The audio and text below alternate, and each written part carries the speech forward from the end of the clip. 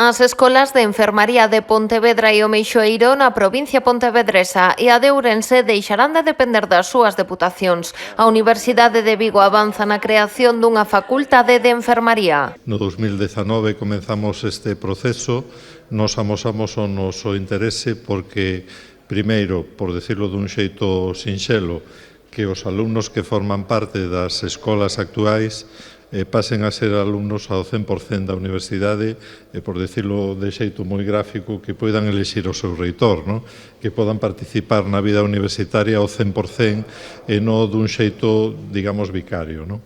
Esta mañá a Deputación de Pontevedra e a Universidade de Vigo reuníronse para avanzar neste traspaso. Rigosa explicou que hai tempo que traballan para implantar un mestrado de enfermaría que poida estar en marcha xunto co grao no curso 2024-2025. Tamén están a deseñar un programa de doutoramento. Durante este período desa inscripción e a inscripción directa á Universidade de Vigo imos ter un programa de formación para conseguir que eses magníficos profesionais que están na escola pois acaden o título de doutor, acaden unhas competencias tamén importantes no tema de investigación e aspiramos a que finalmente ter incluso un programa de doutoramento propio relacionado coa enfermaría.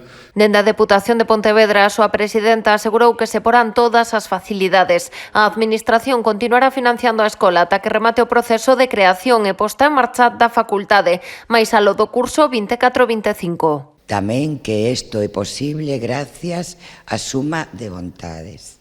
A suma de vontades da Universidade, do seu reitor e da súa equipa, de esta administración provincial, da dirección e do profesorado e alumnado da Escola de Enfermería e tamén da administración autonómica, que tamén vai a xogar agora un papel moi importante.